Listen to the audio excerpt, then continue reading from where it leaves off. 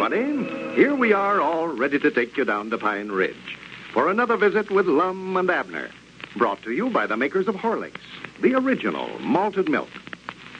First, however, let me remind you of something. Today is the first official day of spring, but don't let that calendar fool you. There's still lots of changeable weather left yet. Now, changeable weather is a common cause of colds and coughs, especially at this time of year when our resistance has been lowered by the long winter months. Well, to help ward off these spring colds, you need the good nourishment of Horlicks malted milk. Horlicks helps build up your resistance, strengthens and nourishes you. That's because it's such a wonderful source of vitamins and bodybuilding elements. For the next few weeks, you can't do anything better for that family of yours than to let them drink plenty of Horlicks malted milk. They'll love it, too. It's so delicious and invigorating. So start right away. Get a package tonight from your druggist in either natural or chocolate flavor. Keep a package on hand in your home, ready for every emergency. And now, let's see what's happening down in Pine Ridge.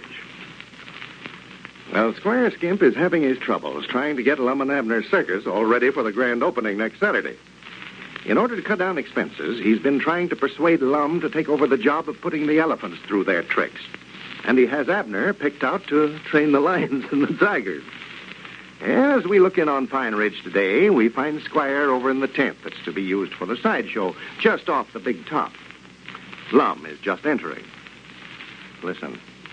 Well, come in, Lum, come in. Howdy, Squire. Well, I've been hoping that you'd come over, Lum. I wanted to talk to you, find out what you decide to do about that job of taking charge of the elephants. Well, I don't hardly know, Squire. I've been sort of turning it over my head ever since yesterday evening. Mm-hmm.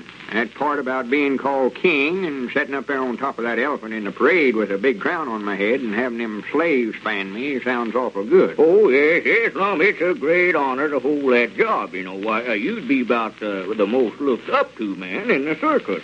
But on the other hand, that trick they do there, where one of them picks me up in his trunk and waves me around over his head 3 or 4 times and then lays me down on the ground, and then he lays down on top of me, that don't sound so good. Oh, well, now, that ain't nothing, Lum. Why, I wouldn't worry about that a minute. Well, naturally, you wouldn't worry about it, as long as it's me the elephant's laying down on. Well, what I mean, old Lum, there ain't no cause for you to worry neither. Why, them elephants is trained, Lum. They don't hurt you none when they lay down on you that way. Now, listen, Squire, any time something as big as an elephant lays down on you, it's going to hurt, whether he's trained or not. Yes, but now, Lum, they don't let all their weight down on you, you know. It looks like it to the folks that's watching the show, but they're trained, you know, to leave enough room underneath there to where it don't mash you none. Yeah, I know they're supposed to, but they're awful sleepy-looking critters. It'd be about my luck to get out there someday when they're tired, and about the time I got down under him there, he'd decide to just stretch out and take a little nap. Well, of course, Lum, if you're afraid to do it, why, there ain't no use for me to try to talk you into it. No, I don't believe there is either. But you ought to make up your mind, 'cause now if you ain't going to work the elephants, why, you better be practicing on a high trapeze act. I want to have this circus all ready to open for Saturday, you know. You mean if I don't take charge of the elephants, you still want me to work on that high trapeze, huh? Well, it looks like you'll have to, Lum. That's about the only job left, and I want you to have some part in the circus. How would it be if we just left out that trick about the elephant laying down on me? I believe I could talk myself into doing the rest of them things. Oh, no, now, Lum, we couldn't think about it. No, why, that'll be one of the best things in the show. And a circus wouldn't be a circus, you know, unless they had the elephant lay down on somebody. And they just got to do that. Oh, yes. I reckon who it was that ever got such ideas in their head to start with. Well, I don't know. They've been doing it ever since the first circus I ever saw. That's always one of their main tricks, you know. Don't reckon we could dig a sort of a little trench in the ground so I could lay down in that while the elephant's laying down on me. Well, I'm afraid, old Lum, the audience could tell that you wasn't taking no chance that way. You see, if there ain't no danger there, why, the audience wouldn't be interested at all. Yeah, that's right. Oh, yeah. Reckon what it is about folks that wants to see somebody risk their lives that way. Looks like they ain't satisfied to have somebody dressed up like a king riding the elephant around. They've got to have the elephant laying down on top of it and all that stuff. Yes. Like that trapeze. I wouldn't mind cutting up all sorts of cadados if they'd let me have the trapeze down close to the ground, but they ain't satisfied with that. They want me to go clean up there in the top of the tent to do it. So if I fall out, I'll break my neck, I reckon. Well, Lum, that's the thrill they get out of coming to the circus, is watching such stuff as that. I can sort of understand how they'd enjoy seeing some folks take them chances. Somebody they got a grudge again. Somebody they'd love to see get hurt anyway. But just an out-and-out stranger to sit up there and hope he falls and hurts himself, I just can't understand it. No. Well, that's the circus business for you, Lum. That's the circus business. Yeah, me and Abner ought to have stayed in the store business. Well, it's too late now, Lum. I've already invested $50 for you this morning. $50? Yeah. Squire, you ain't bought no more animals for us to feed, have you? No, Lum, but I bought something else here. It's just as important to a circus as the animals are. Come over here. I want to show it to you. Oh, yeah, I seen that thing sitting there when I come in a while ago. I wondered what that was. Well, we just had to have one of these for the parade, Lum. Yeah. Well, what is it? Well, it's what you'd call a steam calliope, but it ain't run by steam like most of them.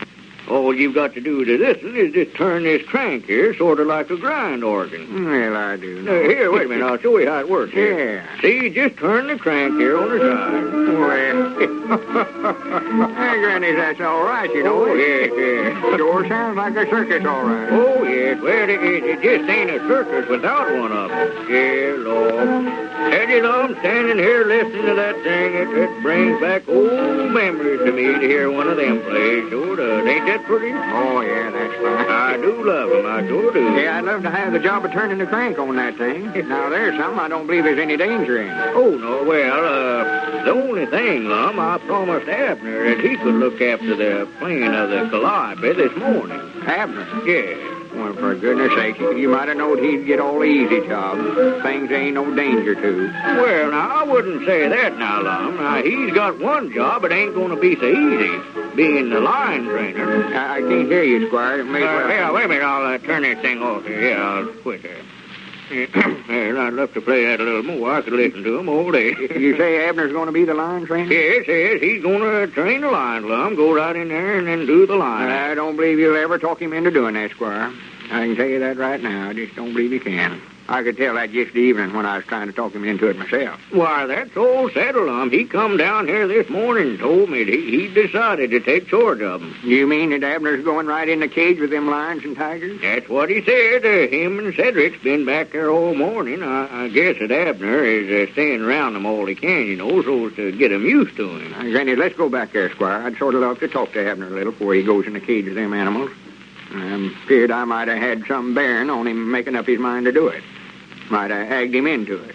Well, yes, I suppose that you helped talk him into it all right, Lum, but he seemed very well pleased with the idea this morning. Don't know where he ought to do that or not, Squire. That's awful dangerous business. Well, now, Lum, don't you come back here and try to talk him out of it, just that I've got it all settled now. Yeah, but I don't want to see Abner get hurt neither. Whereabouts is he? There he is, back there. Him and Cedric, back there at the tent. Well, I'm glad he's on the outside of the cage. Well, howdy, man. Come on back. I've got these lions here just as tame as house cats. I wouldn't get too close to that cage there, Abner. Too close to it? I'm going to get in it. No, you ain't neither. No, sir. You stay out of there. Oh, there ain't nothing to this, training lions, Lum, after a feller catches on to how it's did. Well, now, Abner, you better think twice before you go in there. Recollect, you've got a family dependence on you. There's Elizabeth and Pearl. You got to think about them. Oh, well, I ain't going to get hurt. No, Mr. Abner ain't going to get hurt. Don't you worry about that. We got that all fixed. Well, Abner, I'm glad to see you with so much confidence. You seem to have more confidence than most fellers I know that's been training cats for years. And that's what it takes, too. Don't ever let them think that you're afraid of them. Granny, this scares me to stand around here hearing them hollering that way. No, I ain't a bit scared of them. It's all right, Mr. Abner, if you're ready to go in there now. Oh. Well, I believe I'll just step inside here then and see what old Nikola thinks of me. Well, he don't think very much of you. I can tell you that the way he's looking there. He's just watching you like a hawk. Yeah, I believe he's throwing his feet back on him there, Abner, like he might spring. Yeah, come back out of there, Abner, before you get yourself hurt. I don't get I'm right in here with him, ain't I? Abner, you idiot, get out of there. Now, let him go now, Lum. We've got to have somebody to put these lions and tigers through their tricks, Abner, if you don't get out of there now, I'm coming in there. Get out of there now. That lion's liable to jump right on you and tear you to pieces any minute. No, he ain't. No, he can't get to me, Lum. Well, I don't know what's to keep him from it. All he's got to do is just jump on you there. Well, you see, Mr. Lum, we've got a plate glass partition in there betwixt him and the lion. Oh, Cedric, what did you tell him for? Got a glass what? Yeah, come here and I'll show you, Lum. You see there, that glass partition goes clean across there.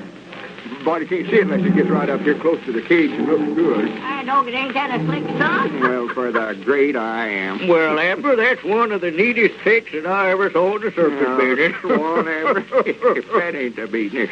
Now, if I could figure out something like that on that elephant deal, I grannies, we'd have this thing all settled. Well, sir, I just had this idea last night. So me and Cedric come over here right early this morning and taken the measurements of the cage and went into the county seat and bought a piece of glass for it. Well, that feller never would know it was there unless he got right up to the cage this way. Yeah, well, we can handle that all right, Lum. See, when Abner gets in the cage to put the cats through their tricks, the cage will be clear out in the middle of the tent there. There won't be anybody within 50 feet. Look out, Mr. Abner. Better not get too close to the glass there. He might jump out. Look out there, Abner. He's switching his tail. Abner. Look out, look out.